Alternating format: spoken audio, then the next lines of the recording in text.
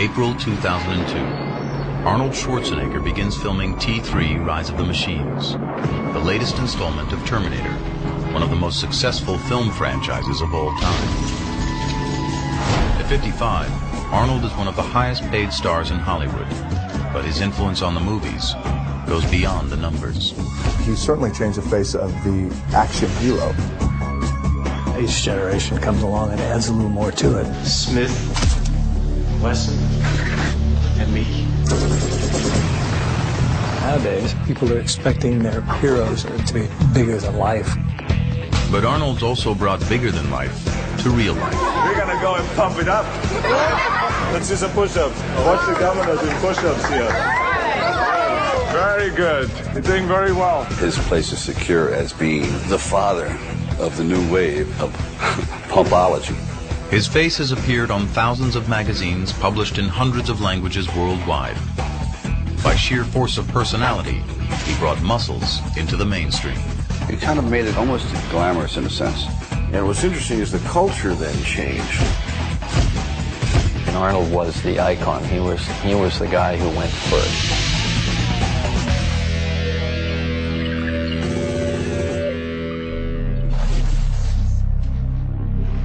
With the enormity of his fame and fortune, it's easy to forget that it all started with an independent documentary film released in 1977 called Pumping Iron.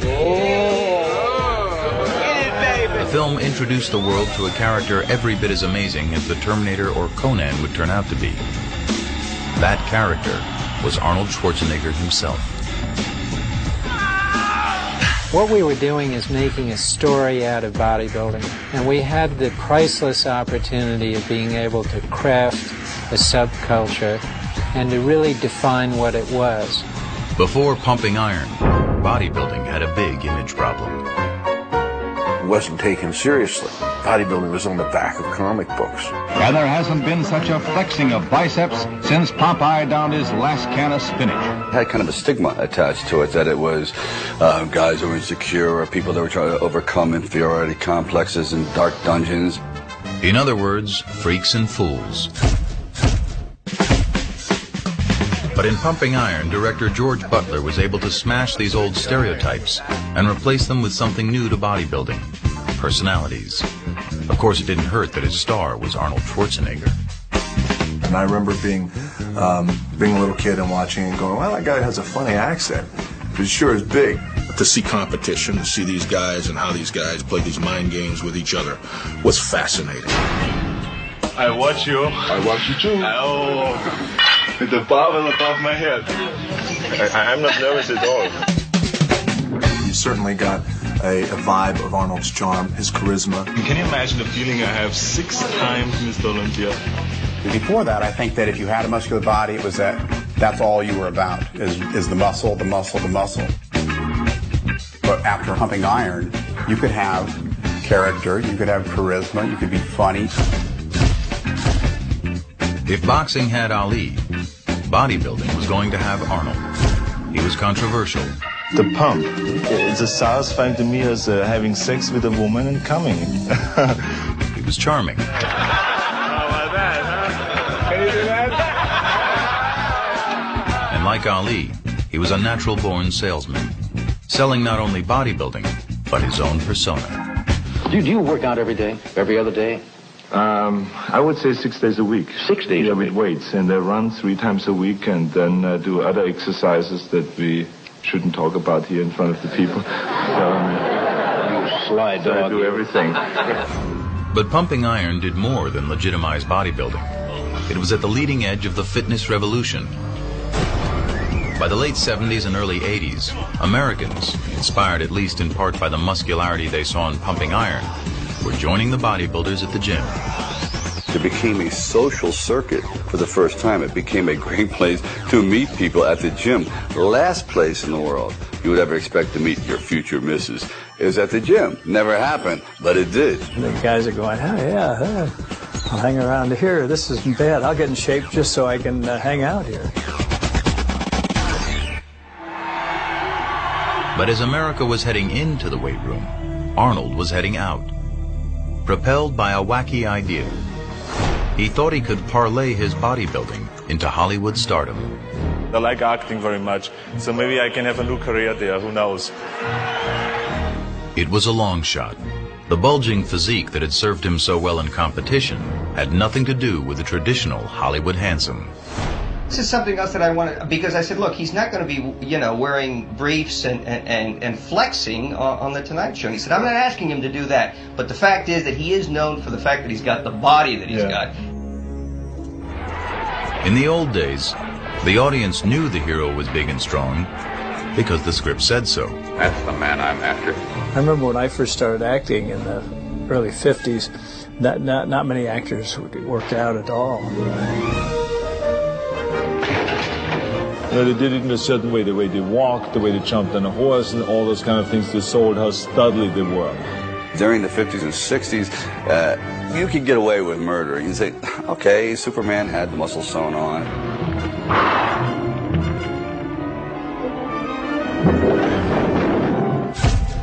As Arnold was trying to figure out how to fit into the Hollywood mold, director John Milius was trying to figure out how he could bring the comic book Conan to life by casting a bodybuilder. For Arnold, the timing couldn't have been better. If we didn't have Arnold, we'd have to build him. Suddenly, Arnold found himself the star of a big-budget Hollywood movie. But now, the muscles weren't enough. There were acting lessons, riding lessons, swordplay lessons, and diction lessons. 3,333 1/3. The fine wine grows on the vine. Sure, he would have doubts about whether he could do things, but he always would have the doubt of somebody climbing a mountain that's halfway up. How are we going to get there? Now, we're going to get there by climbing up. Conan the Barbarian was a smash hit and put Hollywood on notice. Though you didn't have to be built like a bodybuilding champion, it was definitely time to get in shape.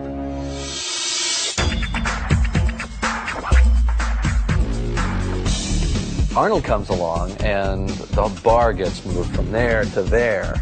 We, the movie makers, just try to find clothes, a costume to put on this extraordinary elemental creature, this giant. I'll be back. I mean, it really kind of set a standard that said if you're going to try to come off as something on the screen, you know, you got to have the goods, and it's not all about your stunt double. Shirts came off, and there it was. There was no hiding. There was no like holding the stomach in. It's a party.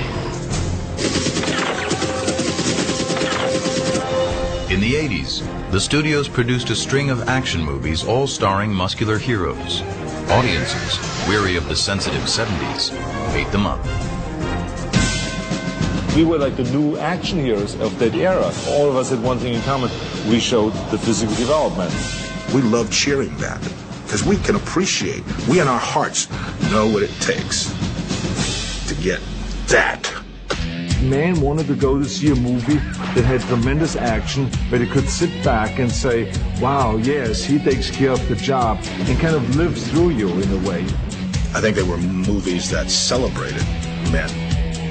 I know it certainly inspired me, because here's a guy who's kicking ass and taking names. But the Predator especially, you know, stepped up to the plate and said, just bring it. And it was great, you know, especially at the end, you know, come on, kill me, I'm right here. Kill me, do it. Come on, kill me, I'm here. That's fantastic.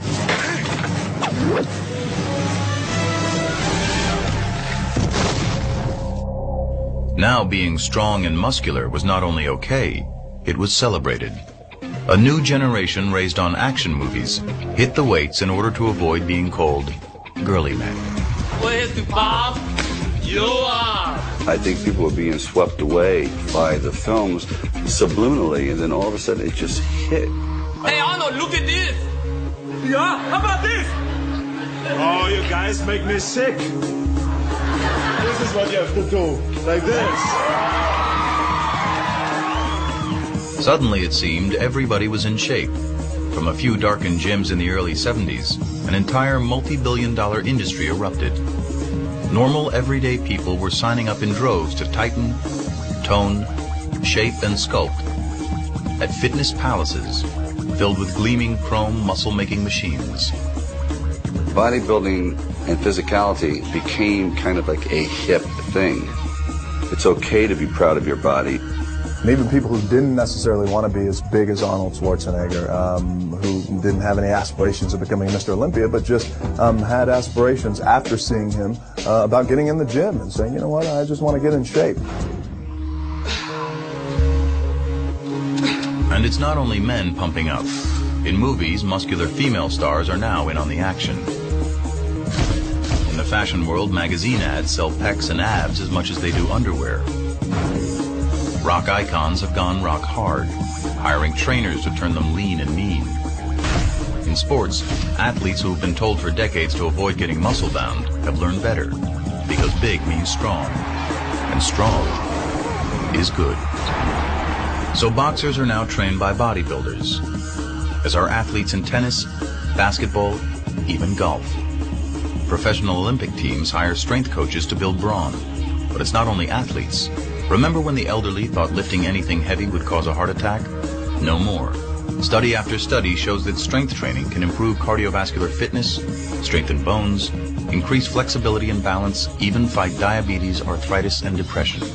Millions of people are involved in exercise programs that involve strength training, aerobic exercise, high-protein diets are the craze. Arnold was doing that back in the 70s and the 60s. Bodybuilding, once a subculture of maniacs, is now so much a part of our culture, it's hard to even remember when we thought lifting weights was weird. He made it very, socially acceptable, and pumping iron certainly was the pivotal moment in the history of that. I had no idea that it would catch on the way it did, so that was a total surprise. I wish I could say I knew all along, but that's not really what really happened. I still look back today when I talk about it like right now and reflect. I say to myself, how did it happen? I mean, how could that become a reality? Coming up next, the film that launched the movie career of Arnold Schwarzenegger and helped jumpstart the fitness revolution. Pumping Iron. And stay tuned after the movie for an exclusive behind-the-scenes look at the making of Pumping Iron, including never-before-seen outtakes from the film and current interviews with the cast and crew. At the time when I first saw it, I was like mortified, saying, oh my God. He is absolutely acute at being able to figure out an individual's absolute weakness and then put a sword through it. Maybe I went a little overboard. And now the documentary that started it all, remixed and remastered, Pumping Iron.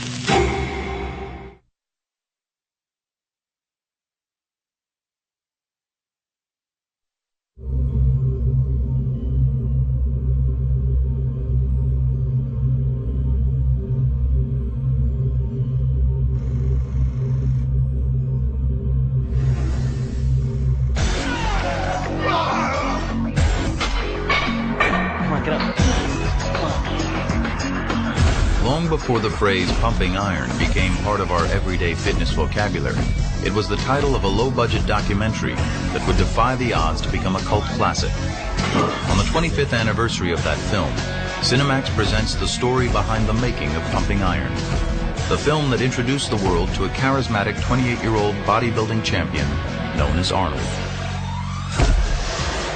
With never-before-seen outtakes from the film, the only thing that's left is Arnold's bullshit. as well as candid comments from the cast and crew, 25 years after the film was released. At the time when I first saw it, I was like mortified, saying, oh my God. I went overboard many times. We were really struggling to get the movie made, and people were laughing at us. Cinemax presents a tale of sweat, muscle, ego, and glory in the golden age of bodybuilding. Raw Iron, the making of pumping iron.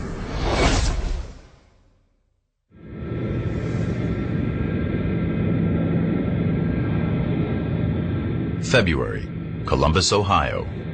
Arnold Schwarzenegger is in town for the Arnold Classic, the annual bodybuilding competition he's produced since 1976. Along with Mr. Olympia, it's the premier contest in the sport.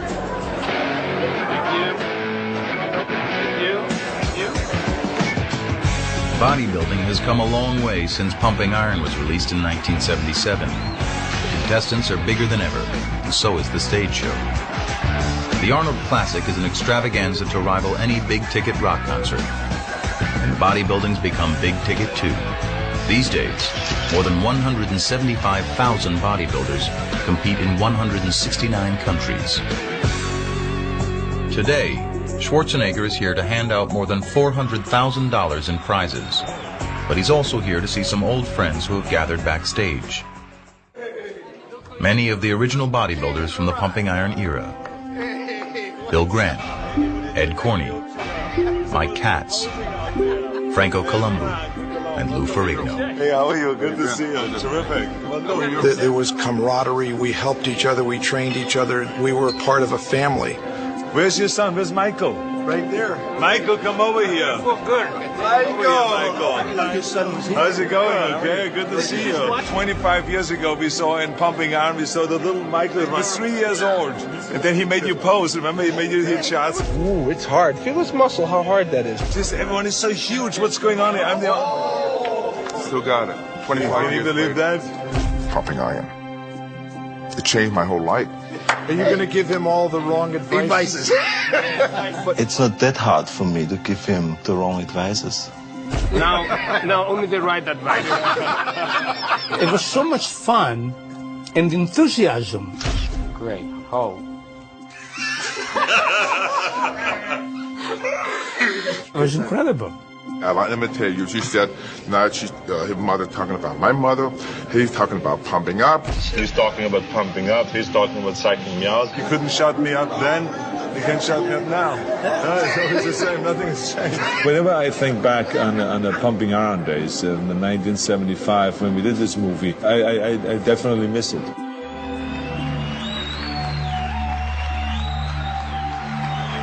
Back before Pumping Iron, he was known as the Austrian Oak, but he was unknown outside the marginal and misunderstood sport called competitive bodybuilding.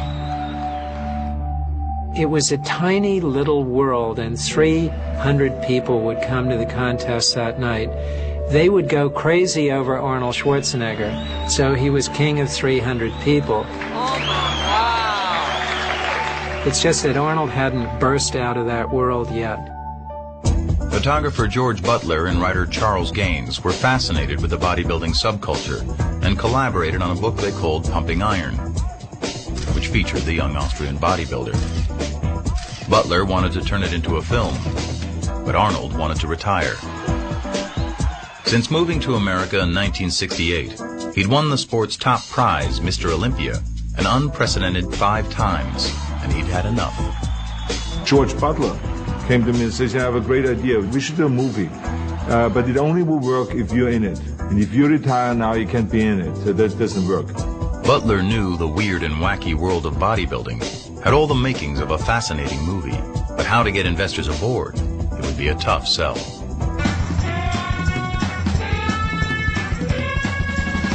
It was, after all, the 70s, the height of the counterculture revolution. The last thing on anyone's mind was muscle men. It gave me a very formidable obstacle to overcome, which is to say, how do I make Arnold Schwarzenegger fashionable in the era in which the most celebrated model in the world was Twiggy? In the back of my mind, I knew that throughout history there had always been at least one worldwide bodybuilder Sandow at the turn of the century was one of the highest paid entertainers in the world. Charles Atlas in the 20s and 30s. Steve Reeves in the 50s made a fortune in the movies. After convincing Arnold to compete for one more Mr. Olympia title, first-time director Butler jumped headfirst into filmmaking. Okay, you got the 8? 8. Head slate. Just talk to these two guys here. The concept was simple. Shoot the intense training leading up to the Mr. Olympia, then shoot the competition itself. Just let the story unfold in front of the camera.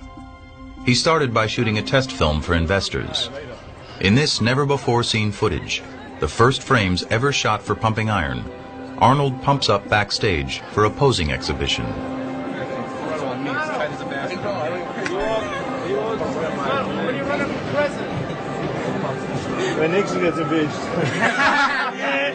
It's just too much pressure, you know.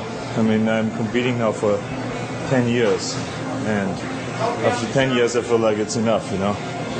You have to let other people have a chance, and just leave as a winner. Yeah. Suppose Louis beats you. He doesn't. There's no such thing. For years now, since 1970, I was like unbeatable. And there was no hope for anyone to come close. It just didn't exist because I knew once I have the title, there's no way anyone is going to take it. But if an Arnold win was inevitable, where was the drama? Where was the conflict? Every movie hero has to show his stuff by pushing up against an obstacle. Butler had to find it. I wanted to find a great antagonist for Arnold, and there was Louis Ferrigno in Brooklyn, New York, 6'8", 270, dark and foreboding. Muscle magazine publisher Joe Weider had already had his eye on Ferrigno. For Weider, the old story Arnold wins again was growing stale. But a Mr. Olympia showdown between Lou and Arnold, this was perfect, and exactly the kind of rivalry that sells magazines. He won the Mr. Universe contest in 1974 in Italy. Weider came back, I remember, like it was like a fresh breath of air. With a new champion on the horizon. Well, I had to stimulate them. And when I go into the gym and I saw him pick up 500 pounds, he says, "What do you think, Joe?" I said, "Oh, not bad. You can do better than that." He got mad. So he would create this whole thing, and you know, and I think it was really good because the fans loved all that, and that's exactly what I played up then in the movie Pumping Iron. In this outtake from Pumping Iron, Weider and Schwarzenegger discussed the very real possibility that the champ might actually lose to the larger and hungrier Ferrigno. You were the one who saw Lou in New York just a few days ago, so how does he look? He looks very, very massive. Well, he was my idol. He taught me getting into bodybuilding.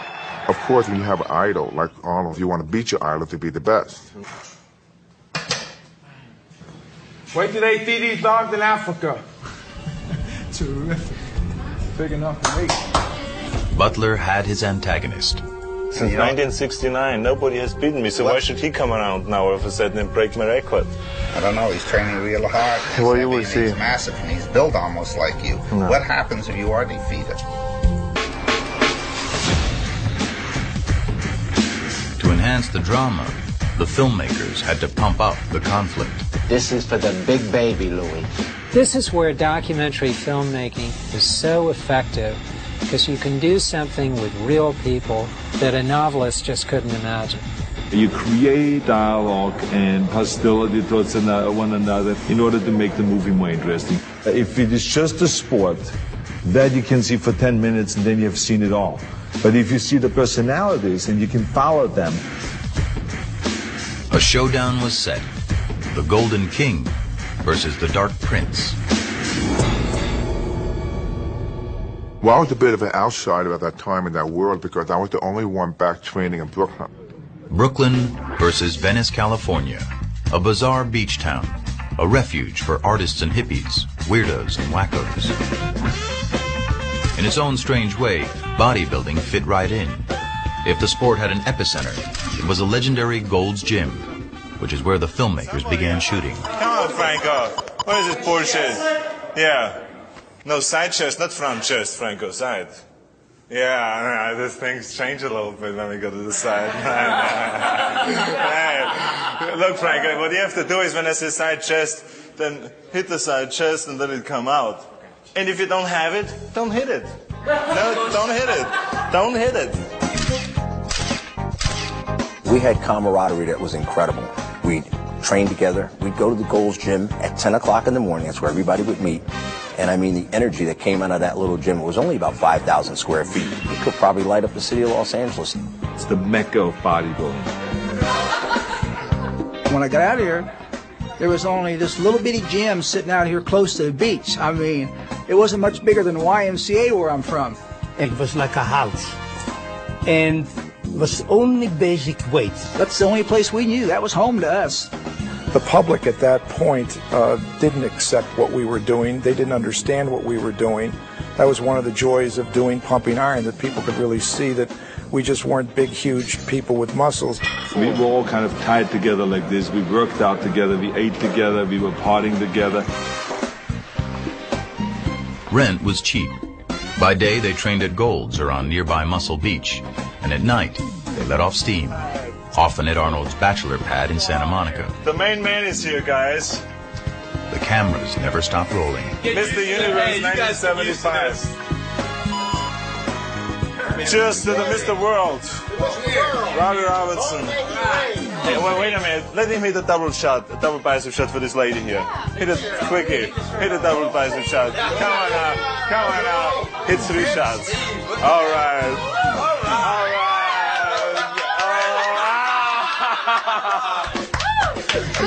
Okay, where's the champagne? Okay, the era from like 1970 to 1980 was probably the most fun I ever had in my life. So we had this unformed subject, and everyone was very eager to make something out of it. These fellows that did the film, Butler and Gaines, they had become part of our family. We trusted them. Day after day, shooting scene after scene, Butler and co-director Robert Fiore were looking for their movie, material that would make the cut. They found that even watching this huge crowd order their huge lunch turned into an event.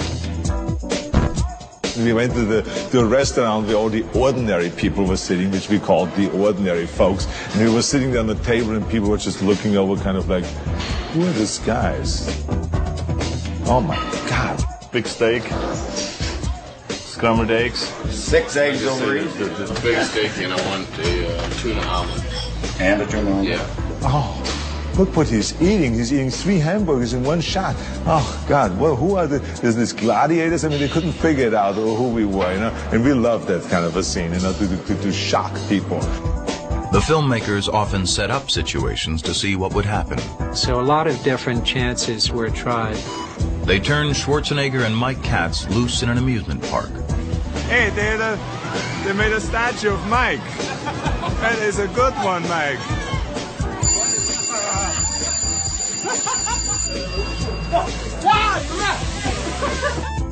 They filmed Arnold with his acupuncturist. What does it mean? We're stimulating a muscle. Okay, good night. Watched him get a haircut. Ask Arnold what set of clothing he completes. What kind of clothing do you wear in competition? Little tiny posing trunks. Do you have to talk at all? No.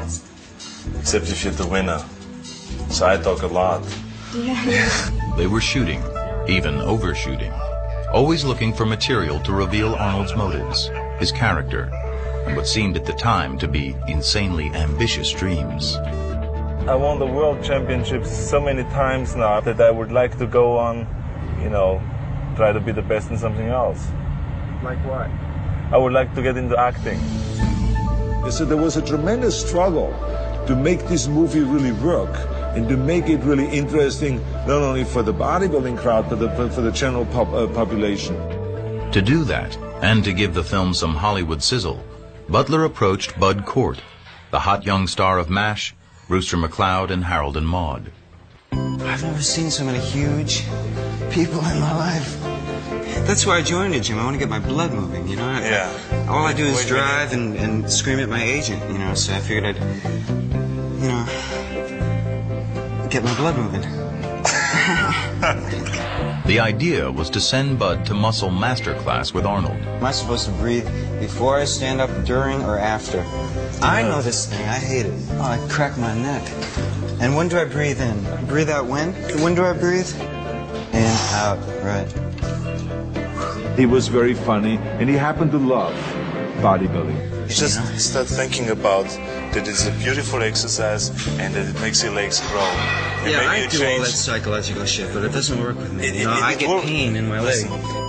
But after screening all his footage, Bud felt his scenes were too distracting from the main storyline. I think this whole thing is fucked. I think so too.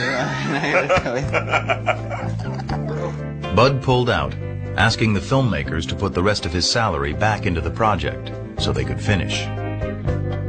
And I always teased him. I said, one day I'm going to take all of this footage that we shot and put it back into the movie.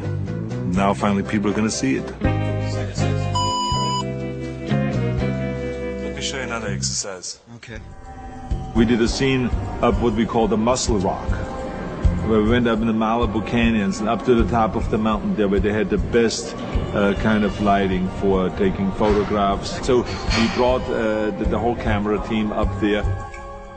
In this outtake, Arnold and his buddies work on posing routines for the upcoming contest in South Africa. If Louis hits this one, I fall up with this one. We can't go into that one? Instantly with this one. Louis don't follow that one? He could, but you know, Arnold has done this one. You know what I mean? Okay. Almost nothing made it into the movies, but it was really a fantastic, I think, sequence. Just to show again that we were all friends. Good.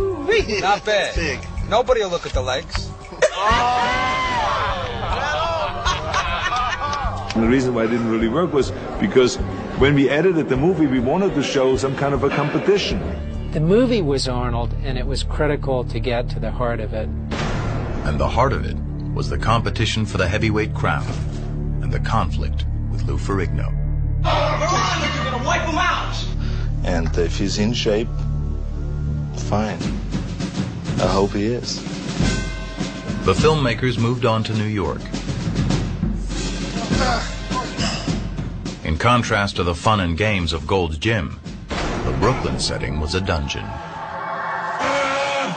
We filmed Louis in a dark sort of underground gym in Brooklyn, and then we'd immediately cut to Arnold Schwarzenegger. There were skylights overhead. Venice Beach was right outside the gym, the palm trees swinging to and fro. And in contrast to the sunny optimism of Arnold and his friends, Lou was as serious as a heart attack. Come on! Here I am in New York wearing sweat clothes. I got everybody around me in the gym that 1/3 of my size, people not looking like bodybuilders. You could see this one scene I'm walking in and one guy doing a dumbbell curl. Yeah, you got 10 right here. And it's hard to stay motivated. The only way I can motivate myself is just keep screaming Arnold's name in the gym and just keep pumping that heavy iron. I was saying Arnold, Arnold. I really wanted to beat Arnold Schwarzenegger. Hey, that's it. In Ferrigno, Butler found not just an antagonist, but a character rich with vulnerabilities.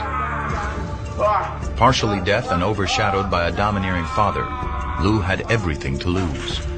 What Butler invented was Matty Ferrigno's actual involvement in his son's bodybuilding career. Push it, man! Come on, come on! See, my father never really was really involved in bodybuilding. And they asked him to be in the film. They thought it would be good to have father and son. In the movie, Matty Ferrigno is a stage father to the best of intentions. And Matty had a very clear idea of what Louis should be doing. It would just unroll in front of my eyes. When you step out there, boy, remember all those grueling nights and mornings in the gym. And this is it. This is the reward, and we want it. He kept putting in my head, this is your last chance. There's one scene you see me curling dumbbells. 100-pound dumbbell. Shoulder! Sing it out! Come on! I got it too long! Afterwards, my father goes, boy, what a workout. Oh, boy, what a workout. That's nice. Because he was holding one of the dumbbells. He's the one who's tired. You remind me of what you're going to show them. And then you go, boom, like you're saying, take a look at this hunk of man. Something like that, okay? You try it now. And he did the best he could. The fact because at the time I had a speech problem and everything, I was not able to conduct myself in interviews. He tried to be my voice. The unfolding relationship between father and son added an unexpected layer of tension and emotional richness to the film. As Matty demonized Arnold, he wore his son down. There's only one thing in mind, and that's to beat that German. You gotta beat Arnold. He's been up there too long. You waited 9 years for this shot, right? Be careful. He's gonna try every trick. If he sees you look a little better, he's gonna try and do something. He's gonna try to make you look bad out there. Watch every move he makes. Try not to engage in conversation with him. And most of the time I really wanted to say, let me speak for myself. Let me be who I am, please. You know, this is not how I want to conduct myself. This is not how I want to be in the film. Look out. That's right. That's it. No. Down here, Louis. I was not really me. I was beaten down.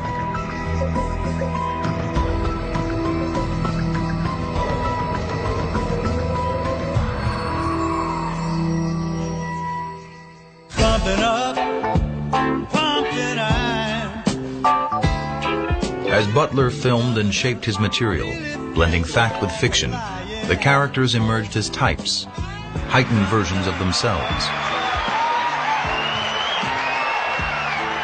The self-invented, charismatic winner and the self-conscious, desperate underdog. Butler also honed his secondary characters, the bully, the family man, the master poser. Arnold's friend Franco Columbu was not so easily defined.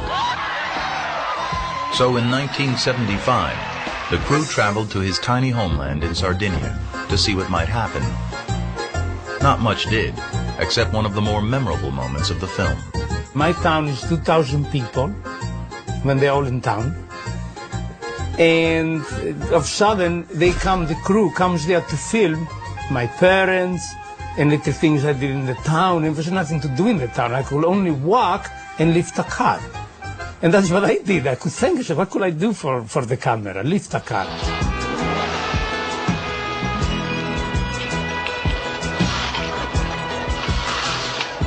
My father was watching. Say, that's my son, he lifts cars. You know? Another memorable moment was the infamous T-shirt incident, when Ken Waller, in an attempt to fluster his opponent Mike Katz, hides his T-shirt. You see a blue T-shirt around? In reality, the filmmakers made it more than it was. The thing about my part of it, like, you have to have a good guy and a bad guy to make something to the movie. Hey, you know what I'm going to do when I get to Africa? I'm going to take Katz's shirt, I'm going to hide it. I hid the T-shirt, yeah. We knew that Waller had taken Katz's T-shirt, and we did follow that up. You know, back then, that sort of was my nature in a way, but I was all in joking. I considered Mike a friend. A friend of yours, you really don't want to hurt their feelings. At that time, I didn't ever think it was going to come out and be a big deal on a movie screen. You learn later. I would go to contests after that, and I'd get booed because of what was said in that movie. And then there was Schwarzenegger himself.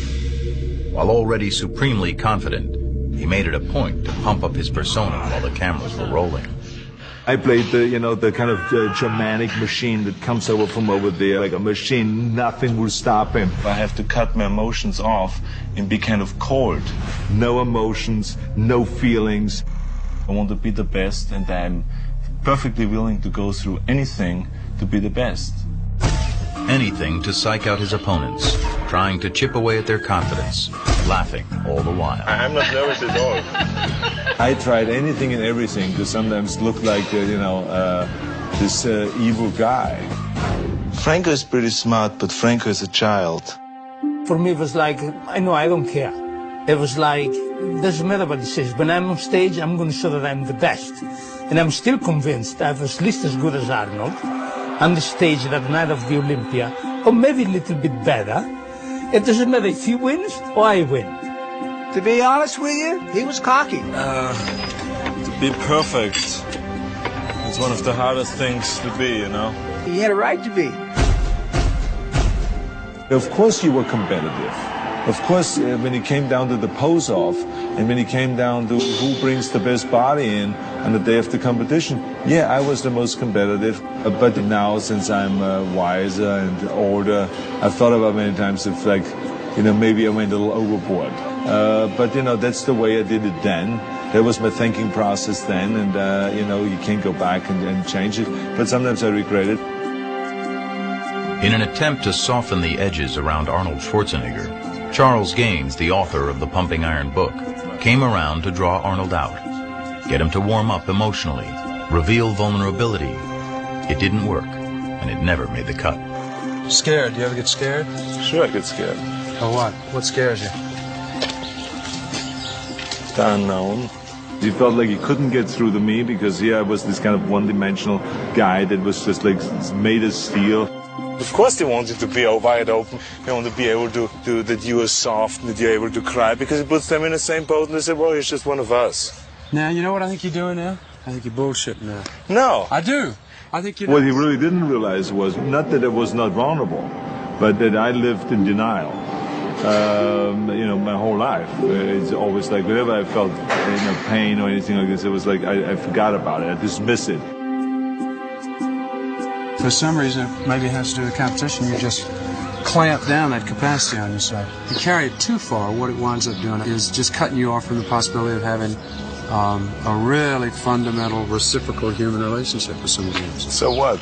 You don't care about that? No. And especially since I knew in bodybuilding and in competition, you have to kind of bury things temporarily. The way I dealt with it always is that right now I put it aside and then I deal with it later on, whenever that is, you know. Always on the front burner, though, was Arnold's ambition, which was on display in another sequence cut from the film. It's Arnold visiting with his idol, retired bodybuilding champ, Reg Park. Arnold was patterning his career after Park, who'd gone on to star in Hercules movies in the 60s. I think what perhaps happened to me about 15, 20 years ago is happening to you right now. I know, it's this incredible thing. The parallel is unbelievable. Yeah, it's like a repetition, yeah. That's what it is. Yeah. And I think that's why I looked up to you so much right from the beginning. He was a kid wanting to emulate what I'd done, so it was a great compliment to me, and I took it in that sense.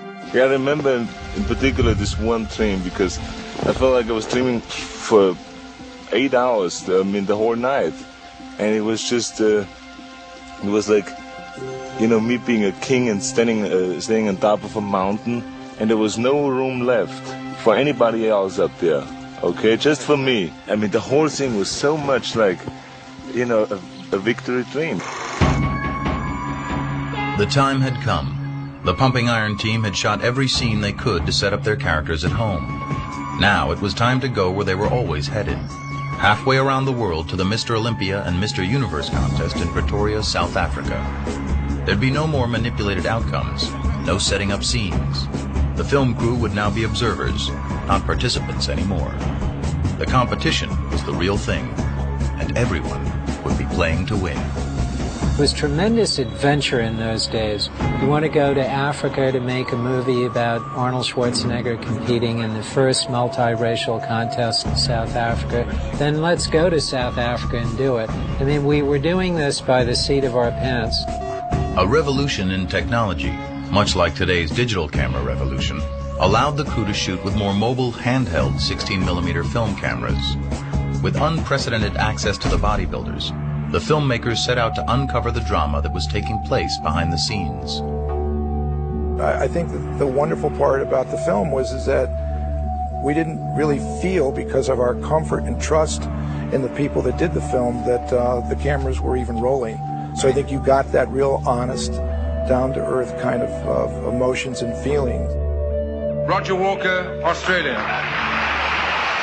There's a moment in the film in which you can almost see me on stage taking the shoulders of Joan Churchill, the camera woman, and just turning the camera like this onto Mike Katz at the moment he lost. And then we just followed him downstairs. You know, as I look back on that, and I've seen it many times, I think most of us, many of us, will draw into ourselves and into our families in times of need. And I think ultimately, I just went back and wanted to know how my son was doing. Head slate. We're going in to see cats. And I could, usually I could say, look what I got, Michael, and I put it around his neck, or I give him the trophy for his room. And now I'm away from him for 10 days. And I come home with nothing. I'll tell you, no matter what happens to me in the sport, I always got them. And that's something great to come home to. It was a way that I could try to gather myself together with such a disappointment. At that point, it was a very, very big disappointment in my life. So I kind of gathered my strength from my family, yeah. When the Mr. Universe part of the competition was over, Waller had won. Next up, the main event, Mr. Olympia, with Arnold, Lou, and Franco all in the running. The film crews got into position. I was aware that there was going to be a marvelous confrontation between Arnold and Louis in the pump-up room. It was setting up the most wonderful opportunity for Arnold to do everything that he is capable of doing. The psyching part of bodybuilding, which is quite famous because of that scene and some others, is something that Arnold really does. I love it, Louis. At least keep me entertained in the serious moments. The room we were in was only probably about 20 feet by 20 feet. I mean, it was this very small room. And you talk about a lot of tension, a lot of heat. So you can't help being, kind of on the edgy side. The only thing that's left is Arnold's bullshit. That's why I'm up here, Arnold. See? I'm not wearing boots. Lou, what do you think your chances are today? I'm going to lose, Arnold. You're the best. Thank you. You're welcome. Just wanted to do insurance. Everything's under control here. Beautiful. You're going to be king a long time, Arnold. You're going to be king a long time. Thank you. More than 25 years later, Ferrigno recalls his feelings that night. I came out on the prejudging. I realized that I was not going to come second. There's a chance I'm going to come third. And I'm looking at the audience, I can see my father's face. I was just, oh my God. It's like, because he was more disappointed than I was. Third place, Lou Ferrigno.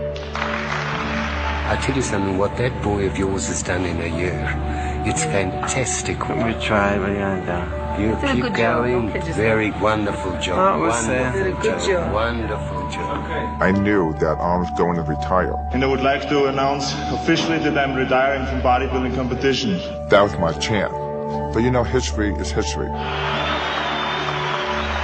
Being in South Africa, what I really wanted more than anything was not really being Mr. Olympia, was being out in the open and having a good time like Arnold. That's what I want more than anything. That was more impressive to me.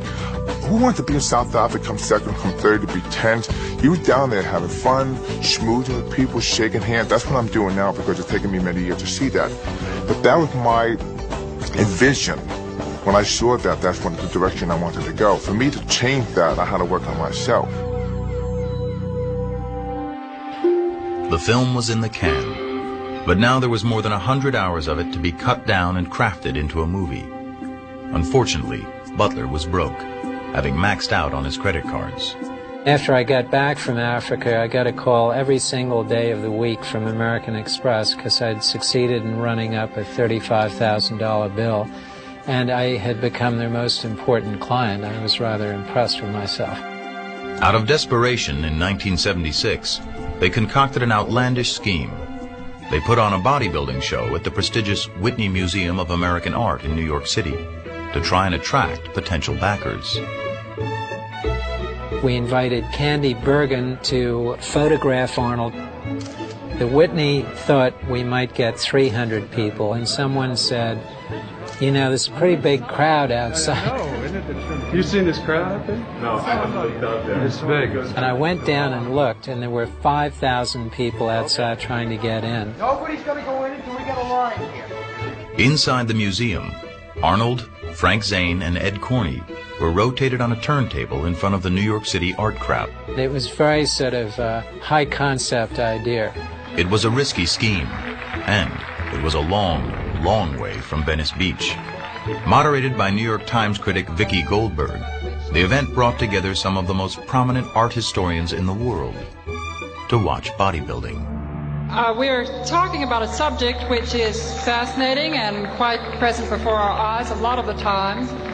That is to say, the representation of the muscular body in art. The next bodybuilder who's coming out doesn't need an introduction to a lot of you, but he does to a lot more of you. As I said before, he's the greatest bodybuilder in the history of the sport, Arnold Schwarzenegger. And then we had this discussions about, what is bodybuilding and compared to what art was, and how did, Leonardo da Vinci and Rodin and all those guys come up with those muscles when they painted and sculpted muscular bodies.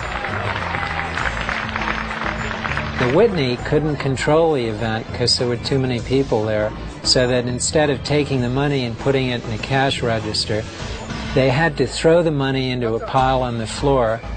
Hey, move down, 2 lines, okay?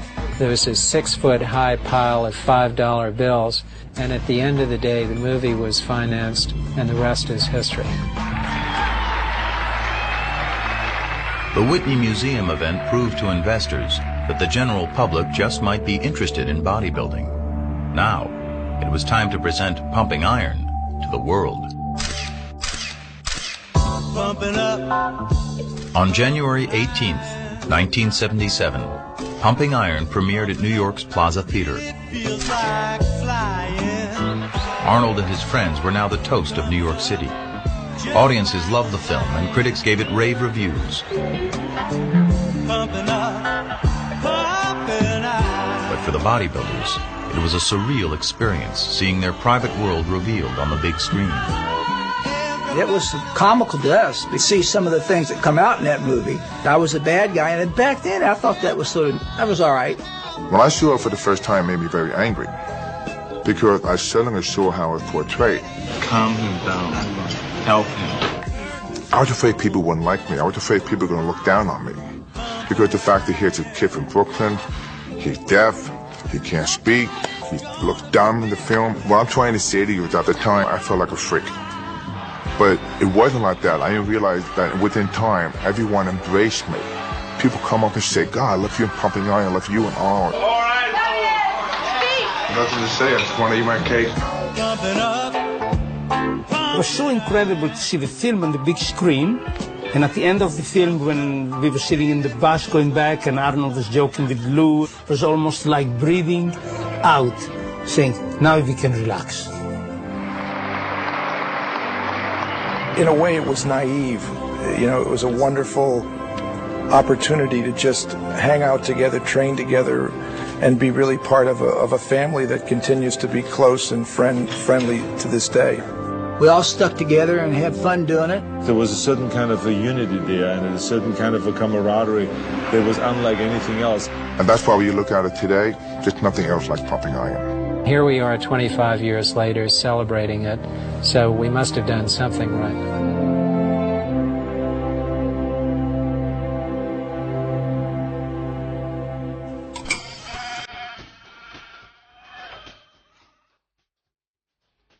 So how you feel today, Laurie? I feel better. Today, Dr. Franco Columbu is a practicing chiropractor in Los Angeles. Narrowing up cervical 6, 7, and 8. He also produces and stars in low-budget films that he shoots in Sardinia. To this day, he and Arnold are best friends. Mike Katz is a judge for the International Federation of Bodybuilding and owns several world gyms in Connecticut where he trains up-and-coming bodybuilders. His son, Mike Jr., and his wife recently had a baby. Mike Katz is a grandfather. Ken Waller lives in Los Angeles. He has seen Gold's, the tiny seaside gym he once managed, evolve into a worldwide enterprise. What you doing, big guy? You show up. His focus now is on raising his son. Let's go talk about winning that medal, huh? As a sales manager at Extreme Activewear, the company that prints Gold's merchandise, he now has all the t-shirts he can get his hands on.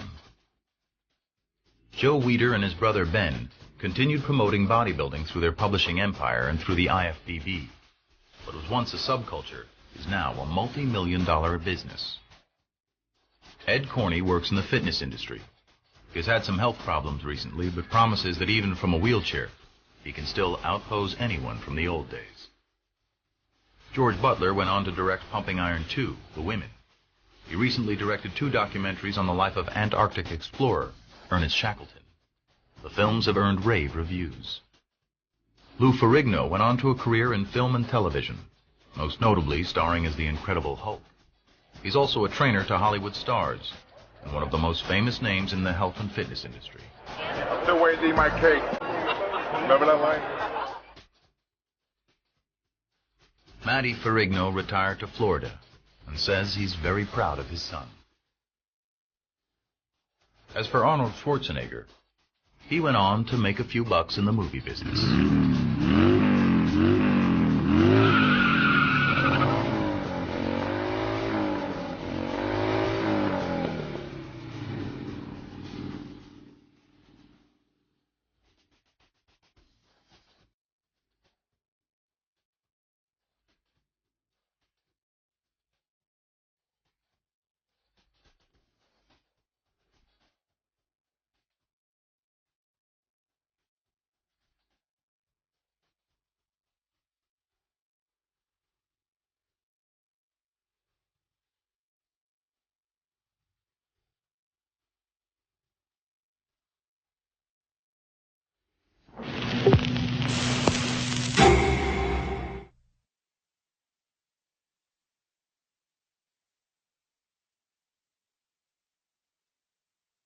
Every time anyone sees Pumping On, they will come away, loving the movie, getting inspired by the movie, but at the same time they're asking themselves, wow, was all of this stuff true? Did Arnold really psych out Lou Ferrigno? Did he really not go home to his father's funeral because it was just shortly before a competition? And was he really that cold that he said, well, forget that, he's dead already. I'm not going to bother with that. I'm going to just focus in on my competition. Is that true?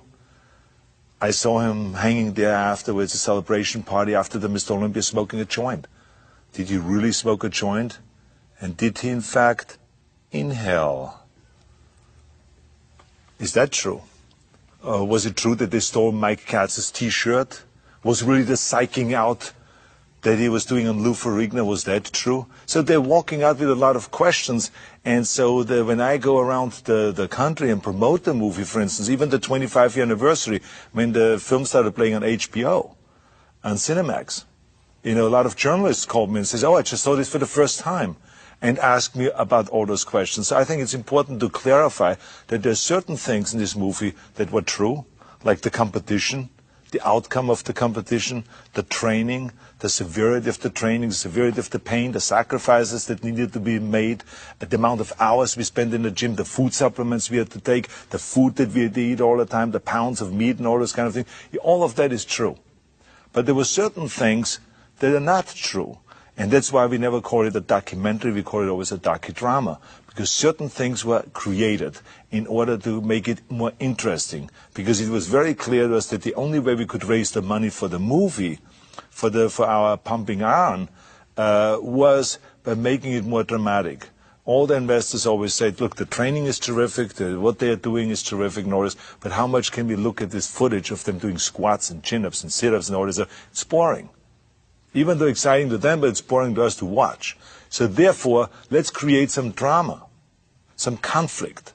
Let's create a villain. Let's create a hero. Let's create the guy that has the psychological power over people. Let's create the guys that fall for it and they wipe out because of it. Let's have guys pulling tricks on each other in the gym when they're training, when they're 500 pounds on the back. What can they do to each other? Those are the kind of things I like to see. This is what the investors said. So we started creating those kind of moments as we went along.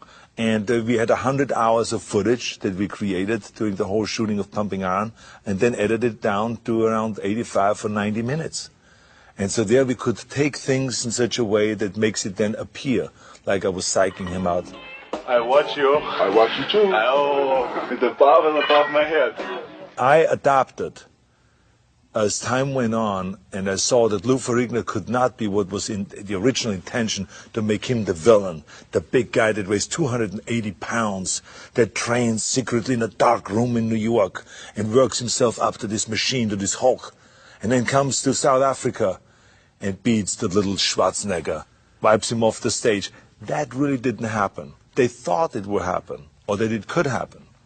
But then they found out that he's actually a very vulnerable guy, that he has a hearing problem, that he needs his father's assistance a lot of times, that he was a big guy, but he did not have the kind of a presence that would make him look like an evil guy that wants there to come and destroy me. So slowly we changed the whole thing and actually made him the victim, and made me the guy that pulls the tricks on him and that wipes out the competition year after year.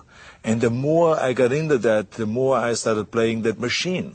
And I said to myself, how can I sell the idea that I'm a machine that has no emotions, that doesn't care about any of my competitors, not even my best friend that was living with me at the time, Franco Colombo. I could care less about him. He, as I said in the movie, is just a child. And on the day of the competition, I will become his father. I say though, that was, the reality was, I love Franco and I helped him as much. Even if it meant that he would win the competition, I would help him all the way. He was my friend. But in order to sound cold, and to sound like calculated, and like a machine, I played out this role. And I played out the role that what I would do with Lou Ferrigno. We created the things that I would psych him out. I created a scene just before the prejudging where I sat down with his father, with his mother, and with Lou Ferrigno. We all sat down. And there I was to this whole big psych-out job, telling him that I already called my mother. And she congratulated me. I told her I won 6 times Mr. Olympia. I said, she congratulated me. I said, you see, because I'm going to win later on, no matter what. And the reality of it is that, you know, I loved Lou.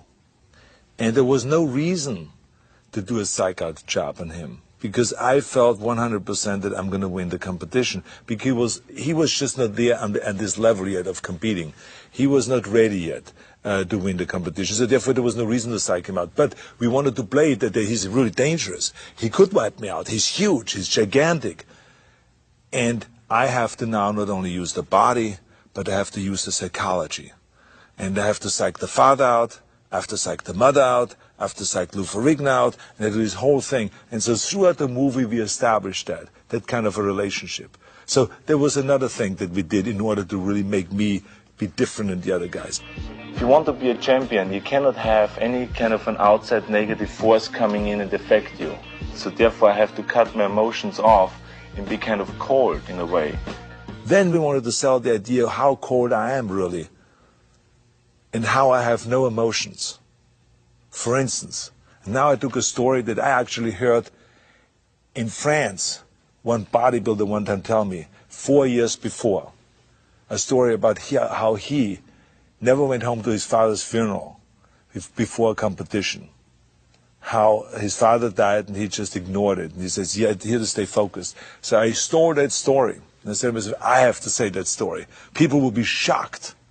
People will be writing about it when this movie comes out. That's how you get, of course, headlines and all those kind of things. And people will write about the movie. That's how we sell the tickets.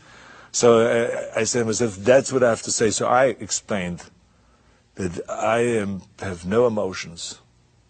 If someone steals the car right out in front of my house, I would just laugh at it and buy myself a new car. You know, of course, afterwards I said to myself, I said, hey, if someone steals my car, I cry probably because this was my jewel. That was the reality. Then I continued on with the story. And I said, as a matter of fact, my father died 1 year, just before competition. And my mother called me and they said, are you going to come home to the funeral? And I said to her, why? He's dead already. So I acted really totally cold, and people, it really worked. People were shocked about this. Some of them were appalled by this. And so, of course, since then, I've been getting those questions. Is this true? Is this not true? I mean, did your father really happen? The reality of it is that it never happened. My father never died before any competition. He died 3 months after a competition in 1972, and I saw him just shortly before he died. And we had a fantastic relationship. So there was none of that, of not having any emotions, not caring of my father dying. So that's the reality. So I think people, now it is important for people to know what is the reality. There is an opposite example is, for instance, with smoking the joint. I smoked the marijuana in the movie, an ant. And a lot of people ask me, did you really smoke a marijuana in this movie, or was it just fake? I said, no, I really smoked it. And I also inhaled, unlike some people claim. You didn't see a blue T-shirt around? Waller had it? The other question that people always ask me, Mike Katz was looking for his T-shirt in the movie. Did in fact everyone play a trick on him and steal his T-shirt or hide his T-shirt to confuse him and therefore lose the competition? The reality of it is that he did look for the T-shirt at one point just because he's misplaced it, but no one was hiding it. But after we saw this footage, we went out and shot additional footage to create a scene where a bunch of bodybuilders get together, throw the football, have fun, and then Ken Waller says, you know what I'm going to do to Mike Katz? I'm going to hide his T-shirt. As a matter of fact, I'm going to hide his bathing suit. I'm going to hide everything. Hey, you know what I'm going to do when I get to Africa? I'm going to take Katz's shirt. I'm going to hide it. Mess his mind up a little bit. So that football scene was actually shot way after the competition was over. And we have had all the footage already, just in order to create this scene of the Mike Katz getting his T-shirt stolen by Ken Waller, and that he messed up his mind, so he loses the competition. Pain in your muscles and aching, that's what makes actually the muscle then grow. If you can't go through this pain barrier, forget it. One of the most common questions I also get is, did we take steroids? Because now, of course, drugs is such a big issue in sports. And the answer is yes. It was just in the beginning stage because bodybuilders in those days just experimented with it. But it was not illegal. It was we talked about it very openly. I mean, anyone that was asked, he says, you take steroids? Yeah, I take 3 Dianabol a day. Or someone else would say, I would take this, and that. It was not an illegal thing. Now, after it became a big problem, then our federation said, okay, bodybuilders ought not to take steroids, and there will be testing done. Surprise testing done. You could be called at any given time, and within 2 days you have to do a test, so you can't get rid of the whole thing out of your system or anything like that. So that's what's going on right now, that bodybuilders are tested continuously. It's as satisfying to me as having sex with a woman and coming. People still ask me, for instance, is it true? And they're still trying to find out. Is it in fact true that a pump is better than coming? Because that's what I said in the movie. And the reality, of course, is no, it has nothing to do with one and the other. It feels great to be a champion. It feels great to train. It feels great to pump up and all those things. But how can you compare one with the other? It's 2 different things. You better get both, the pump and the coming. But I mean, the reality is I made up a lot of this stuff because I felt like that's the way you get attention. You have to, I believe that the more sensationalistic that you are, and the more outrageous things that you say, the more you get quoted, the more you get in the papers, and the more the sport of bodybuilding will benefit, because the more stories we will get about the sport of bodybuilding. So that's what it really was all about. We couldn't have made this movie about Arnold Schwarzenegger, about my life or something like that, about my bodybuilding or my drive to win or all this stuff. That would have been boring and it wouldn't have done well. What made this movie successful is because we had so many bodybuilders in the movie that were very colorful. I mean, Lou Ferrigno had a specific part in this movie and it worked so well. People loved this character. Ed Corney, Franco Colombo, I mean, Ken Waller, Mike Katz, Serge Nubret. I mean, there were endless amount of guys that really brought the color and the dimensions to the film, and it made the relationships very interesting. Relationships that were, shown in the movie. A lot of it was true, and some of it was created and made up. But the reality of it is the movie has a lot of real stuff in there. I mean, the real competition, real training, real agony, real defeat, all of those kind of things it has in there. One and only Arnold Schwarzenegger. Many people come up to me and say how they were inspired by Pumping Iron. First I heard it about the book, then even 10 times more when the movie came out. They were inspired to train. It changed their lives. They tell you the most unbelievable stories of what impact it had, how it created in them the will to succeed in life and to do something with themselves, if it is in bodybuilding or in other sports or in business. It is amazing the impact the movie had. So I hope that this movie, when people watch this DVD, has the same impact on them as it had on many hundreds of thousands or maybe millions of people around the world, which is they walk away and get inspired and jump into the weight room and lift the weights to find out if it's really true what I said. Is a pump better than coming? It's not, trust me.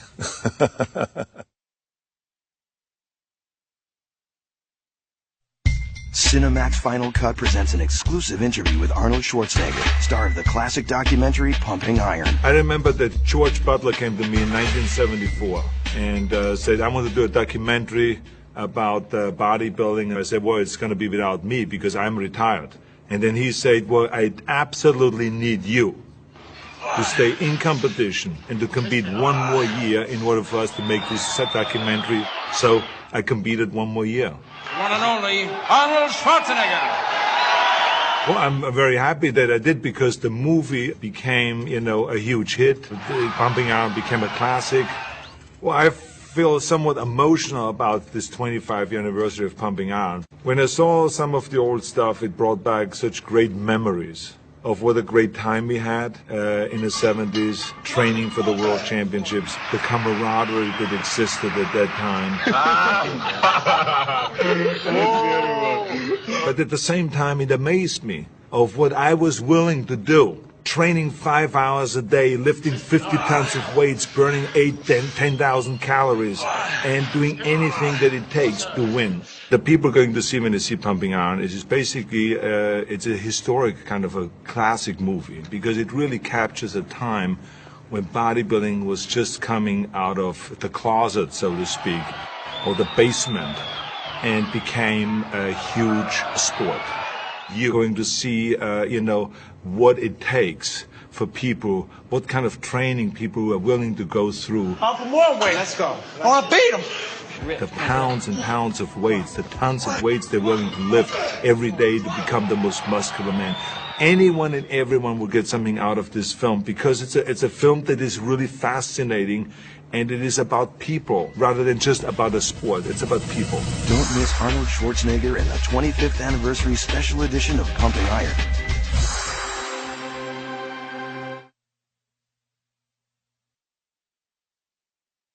Pumping Iron is back and celebrating its 25th anniversary.